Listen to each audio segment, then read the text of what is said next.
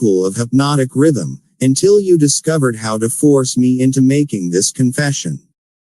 Then I lost control of you. Q. How interesting. You are not trying to recapture me through flattery, are you? A. That would be the best bribe I could offer you. It is the bribe I used on you effectively before you got the upper hand of me. Q. With what did you flatter me? A. With many things, chief among them sex and the desire for self-expression. Q. What effect did your bribes have on me? A.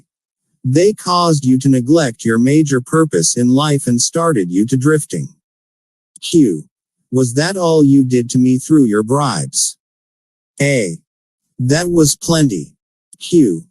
But I am back on the track and out of your reach now, am I not? A. Yes, you are temporarily out of my reach because you are not drifting. Q. What broke your spell over me and released me from the habit of drifting? A. My answer may humiliate you. Do you want to hear it? Q. Go ahead and give it to me, Your Majesty. I wish to learn how much truth I can stand. A. When you found a great love in the woman of your choice, I lost my grip on you. Q.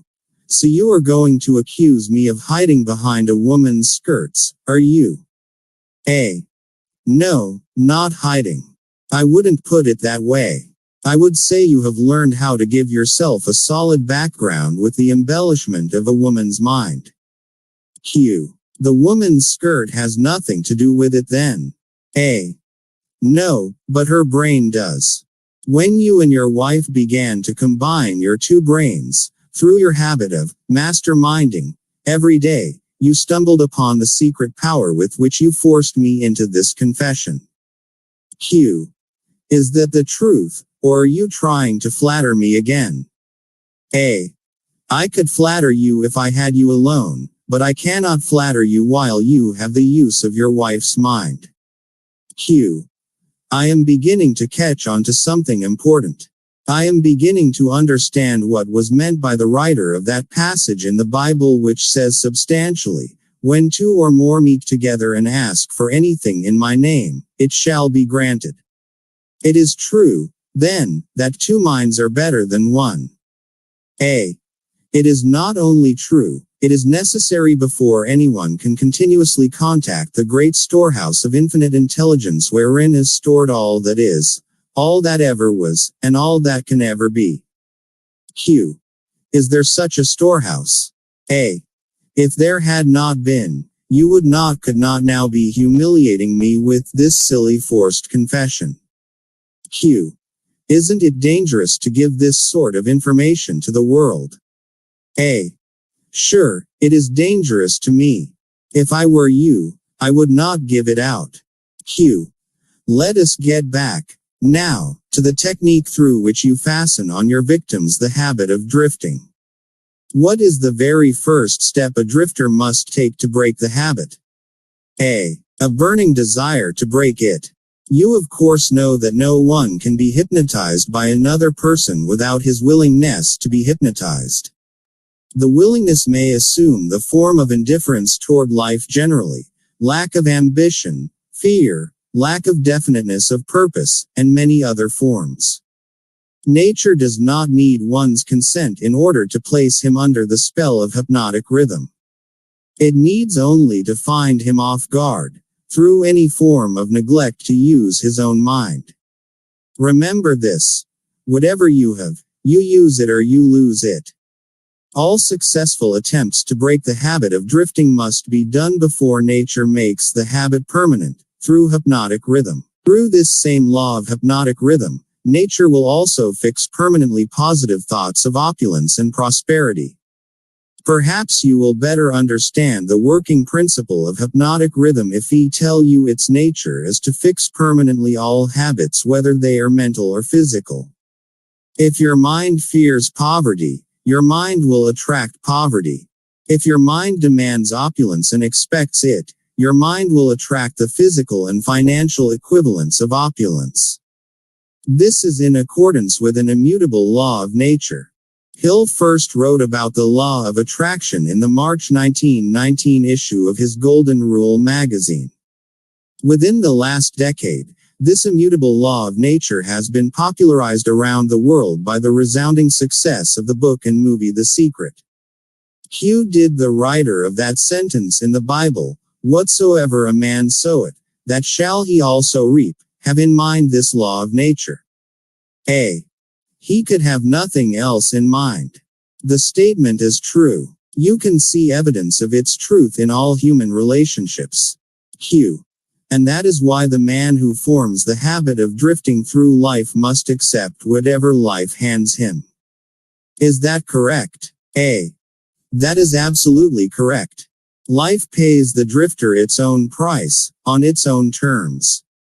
The non-drifter makes life pay on his own terms. Q. Doesn't the question of morals enter into what one gets from life? A. To be sure, but only for the reason that one's morals have an influence on one's thoughts. No one can collect what he wants from life merely by being good, if that is what you want to know. Q. No, I guess not. I see what you mean. We are all where we are and what we are because of our own deeds. A. No, not exactly. You are where you are and what you are because of your thoughts and your deeds. Q. Then there is no such reality as luck, is there? A. Emphatically no. Circumstances which people do not understand are classified under the heading of luck. Back of every reality is a cause. Often the cause is so far removed from the effect that the circumstance can be explained only by attributing it to the operation of luck. Nature knows no such law as luck.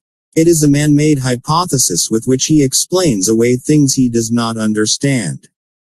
The terms luck and miracle are twin sisters. Neither of them has any real existence except in the imaginations of people. Both are used to explain that which people do not understand. Remember this. Everything having a real existence is capable of proof. Keep this one truth in mind and you will become a sounder thinker. Q. Which is more important, one's thoughts or one's deeds? A. All deeds follow thoughts. There can be no deeds without their having first been patterned in thought. Moreover, all thoughts have a tendency to clothe themselves in their physical counterpart. One's dominating thoughts, that is, the thoughts one mixes with the emotions, desire, hope, faith, fear, hate, greed, enthusiasm, not only have a tendency to clothe themselves in their physical equivalent, but they are bound to do so. Q. That reminds me to ask you to tell me more about yourself. Where, in addition to the minds of people, do you dwell and operate? A. I operate wherever there is something I can control and appropriate. I have already told you I am the negative portion of the electron of matter. I am the explosion in lightning. I am the pain in disease and physical suffering. I am the unseen general in warfare. I am the unknown commissioner of poverty and famine. I am the executioner extraordinaire at death. I am the inspirer of lust after the flesh. I am the creator of jealousy and envy and greed. I am the instigator of fear. I am the genius who converts the achievements of men of science into instruments of death. I am the destroyer of harmony in all manner of human relationships. I am the antithesis of justice. I am the driving force in all immorality. I am the stalemate of all good. I am anxiety, suspense, superstition, and insanity. I am the destroyer of hope and faith. I am the inspirer of destructive gossip and scandal. I am the discourager of free and independent thought. In brief, I am the creator of all forms of human misery, the instigator of discouragement and disappointment. Q. Lust and you do not call that cold and cruel. A. I call that definite and dependable. The world depression broke up the habits of men everywhere and redistributed the sources of opportunity in all walks of life on an unprecedented scale. The drifter's pet alibi, with which he tries to explain away his undesirable position, is his cry that the world has run dry of opportunities. Non-drifters do not wait for opportunity to be placed in their way. They create opportunity to fit their desires and demands of life. Hill speaks of the great opportunities that arose during the Great Depression and the fortunes that were made by those who seized those opportunities. I believe that Hill would say the same thing in our own day. Many opportunities exist today because of the economic turmoil. Will you seize one and create your own opportunity to fit your desires and demands of life? Q. Are non-drifters smart enough to avoid the influence of hypnotic rhythm? A. No one is smart enough to dodge the influence of hypnotic rhythm. One could just as easily avoid the influence of the law of gravity. The law of hypnotic rhythm fixes permanently the dominating thoughts of men, whether they be drifters or non-drifters. There is no reason why a non-drifter would want to avoid the influence of hypnotic rhythm, because that law is favorable to him. It helps him convert his dominating aims, plans, and purposes into their physical replicas. It fixes his habits of thought and makes them permanent. Only the drifter would wish to dodge the influence of hypnotic rhythm. Q. For the better portion of my adult life I have been a drifter. How did I manage to escape being swept into the whirlpool of hypnotic rhythm? A. You haven't escaped. The major portion of your dominating thoughts and desires, since you reached adulthood, has been a well-defined, definite desire to understand all the potentialities of the mind. You may have drifted on thoughts of lesser importance, but you did not drift in connection with this desire. Because you did not drift, you are now recording a document which gives you exactly what your dominating thoughts demanded of life. Q. Why doesn't your opposition use hypnotic rhythm to make permanent one's higher thoughts and nobler deeds? Why does your opposition permit you to use this stupendous force as a means of entangling people in a web of evil spun by their own thoughts and deeds? Why does your opposition not outwit you by binding people with thoughts which build and lift them above your influence? A. The law of hypnotic rhythm is available to all who will use it. I make use of it more effectively than does my opposition because I offer people more attractive bribes to think my sort of thoughts and indulge in my sort of deeds. Q. In other words, you control people by making negative thinking and destructive deeds pleasing to them. Is that correct? A. That is the idea, exactly. Chapter 7. Seeds of Fear. Q. I have often wondered why your opposition, what we earthbound call God, does not annihilate you. Can you tell me why? A. Because the power is as much mine as his. It is as available to me as to him. That is what I have been trying to get over to you. The highest power in the universe can be used for constructive purposes, through what you call God, or it can be used for negative purposes, through what you call the devil. And something more important still, it can be used by any human being just as effectively as by God or the devil. Q. You make a far-reaching claim. Can you prove your claim? A. Yes, but it would be better if you proved it for yourself. The devil's word is not worth much among you earthbound sinners. Neither is God's word. You fear the devil and refuse to trust your God. Therefore you have but one source available through which you may appropriate the benefit of universal power, and that is by trusting and using your own power of thought. This is the direct road to the universal storehouse of infinite intelligence. There is no other road available to any human being. Q. Why have we earthbound not found the road to infinite intelligence sooner? A.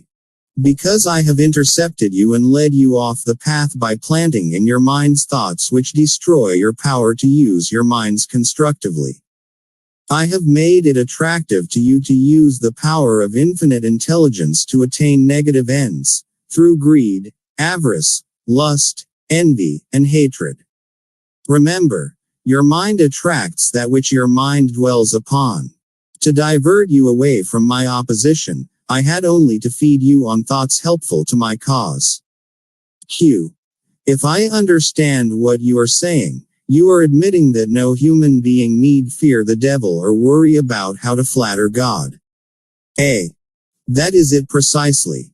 This admission may put a crimp in my style, but I have this satisfaction of knowing it may also slow down my opposition by sending people direct to the source of all power. Here, as in some other points during the dialogue, Hill gets explicitly theological.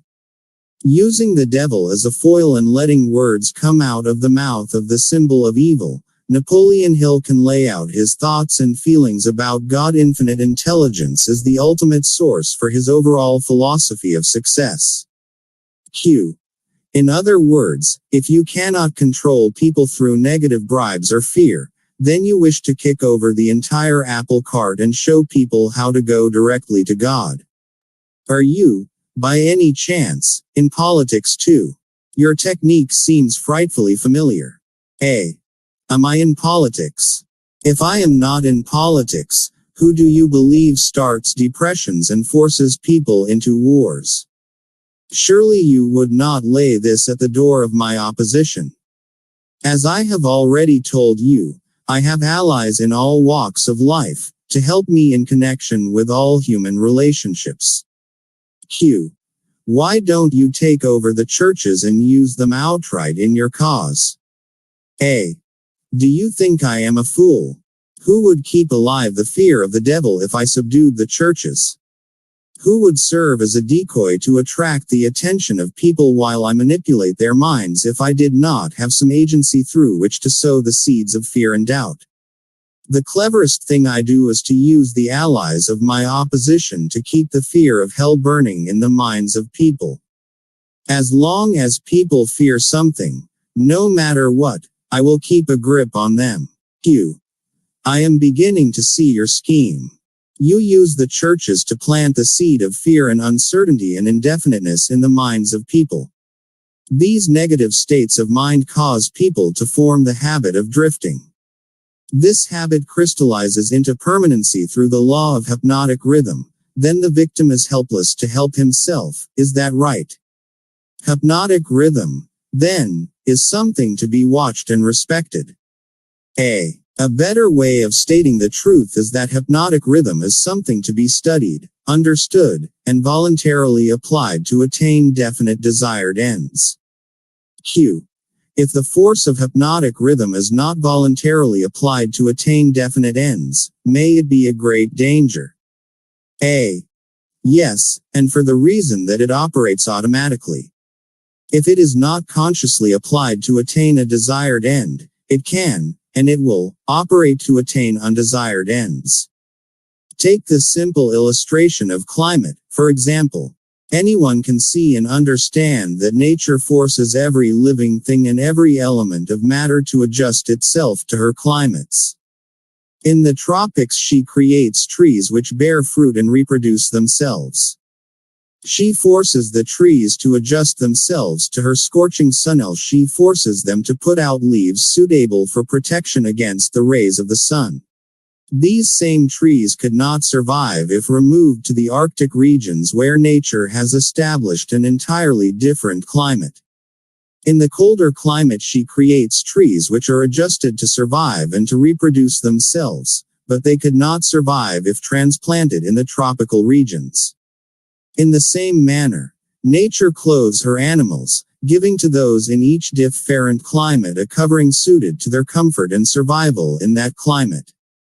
In a similar manner, nature forces upon the minds of men the influences of their environment, which are stronger than the individual's own thoughts. Children are forced to take on the nature of all influences of those around them unless their own thoughts are stronger than the influences. Nature sets up a definite rhythm for every environment, and everything within the range of that rhythm is forced to conform to it.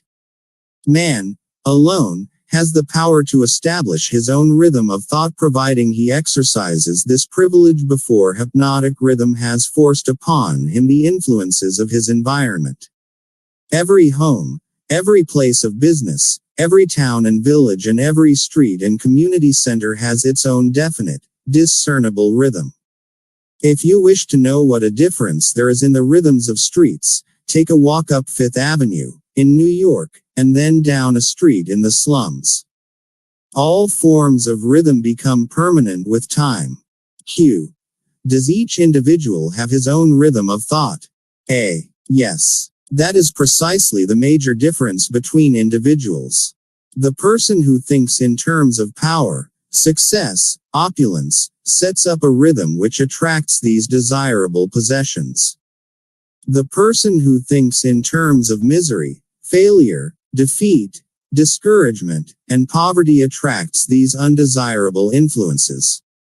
This explains why both success and failure are the result of habit. Habit establishes one's rhythm of thought, and that rhythm attracts the object of one's dominating thoughts. Q. Hypnotic rhythm is something resembling a magnet which attracts things for which it has a magnetic affinity. Is that correct? A. Yes, that is correct. That is why the poverty-stricken herd themselves into the same communities. It explains that old saying, misery loves company. It also explains why people who begin to succeed in any undertaking find that success multiplies, with less effort, as time goes on. All successful people use hypnotic rhythm, either consciously or unconsciously, by expecting and demanding success. The demand becomes a habit, hypnotic rhythm takes over the habit, and the law of harmonious attraction translates it into its physical equivalent. Q. In other words, if I know what I want from life, demand it and back my demand by a willingness to pay life's price for what I want, and refuse to accept any substitutes, the law of hypnotic rhythm takes over my desire and helps, by natural and logical means, to transmute it into its physical counterpart. Is that true? A. That describes the way the law works. Q. Science has established irrefutable evidence that people are what they are because of heredity and environment. They bring over with them at birth a combination of all the physical qualities of all their numberless ancestors. After they arrive here, they reach the age of self-consciousness, and from there on they shape their own personalities and more or less fix their own earthly destinations as the result of the environmental influences to which they are subjected, especially the influences which control them during early childhood. These two facts have been so well established there is no room for any intelligent person to question them. How can hypnotic rhythm change the nature of a physical body which is a combination of thousands of ancestors who have lived and died before one is born? How can hypnotic rhythm change the influence of one's environment? People who are born in poverty and ignorance have a strong tendency to remain poverty-stricken and ignorant all through life. What, if anything, can hypnotic rhythm do about this? A hypnotic rhythm cannot change the nature of the physical body one inherits at birth, but it can and it does modify, change, control, and make permanent one's environmental influences. Q. If I understand what you mean, a human being is forced by nature to take on and become a part of the environment he chooses or the environment that may be forced upon him. A.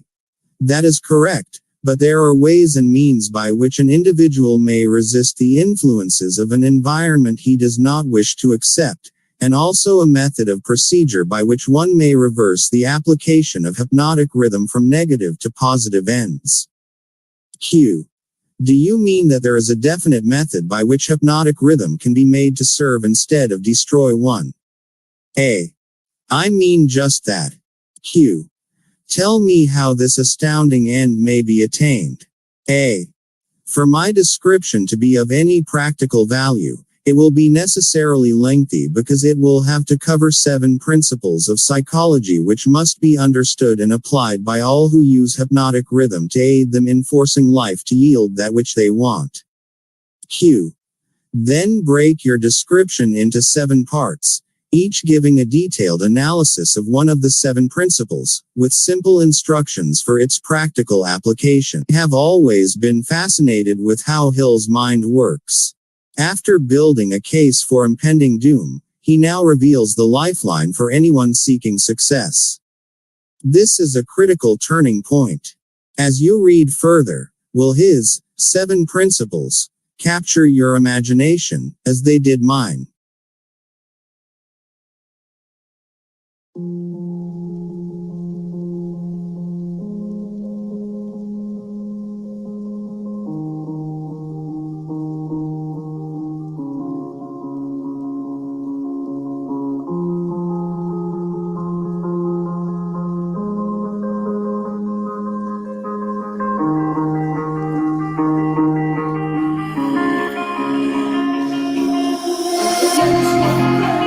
Meet you at the graveyard, where you lay down, where you stay now, face don't go, I'm no longer by my side.